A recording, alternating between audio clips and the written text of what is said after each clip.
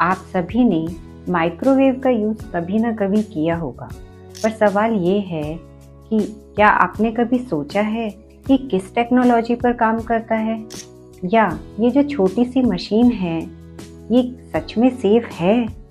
आज हम डिकोड करेंगे माइक्रोवेव की कहानी, एक ऐसी कहानी जो शुरू होती है मेल्टेड चॉकलेट से। 1945 में एक अमेरिकन इंजीनियर पर्सी स्पेंसर रेडार मैग्नेट्रॉन टेस्ट कर रहे थे और तभी हुआ एक अजीब इंसिडेंट। उनके पॉकेट में रखी चॉकलेट बार मेल्ट हो गई।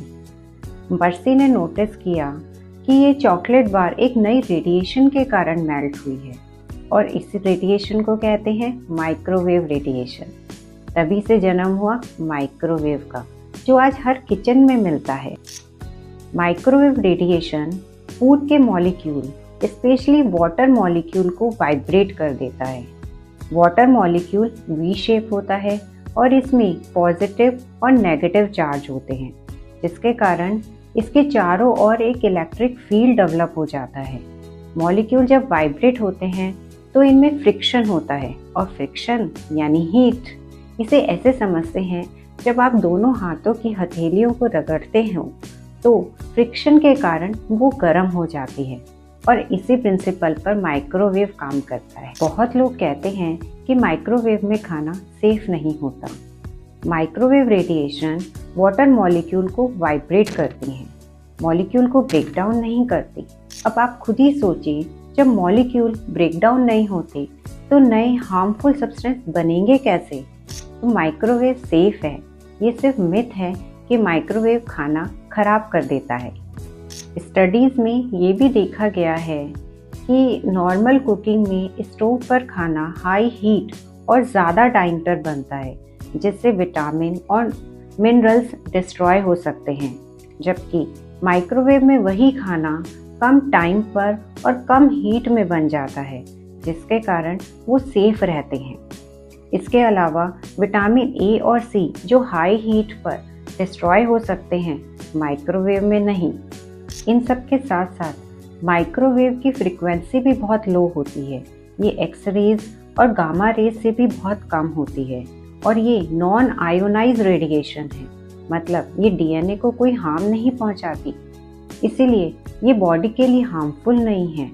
इसके साथ माइक्रोवेव का चैम्बर स्टील का बना होता है, जिसमें रेडिएशन टकरा कर वही सर्कुलेट होती रहती है, और जब माइक्रोवेव का डोर ओपन करते हैं तो वो ऑफ हो जाता है, यानी रेडिएशन के लीकेज का भी कोई खतरा नहीं होता।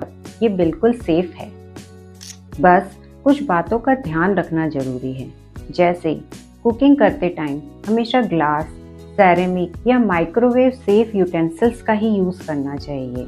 प्लास्टिक यूटेंसिल या प्लास्टिक में रैप किए हुए फूड को माइक्रोवेव में कभी गर्म नहीं करना चाहिए, क्योंकि प्लास्टिक में हार्मफुल केमिकल जैसे बीपीए और थैलेट होते हैं।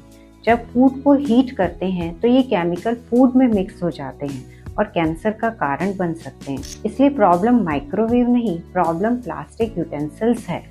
इसके अलावा एग या ऐसे सब्सटेंस जिनके ऊपर एक पतली सी लेयर होती है, उन्हें केयरफुली गर्म करना चाहिए, क्योंकि microwave radiation mainly water molecule को टारगेट करती है, जिससे उनको हीट मिलती है और वो सेल मेम्ब्रेन को ब्रेक करके बाहर आ सकते हैं।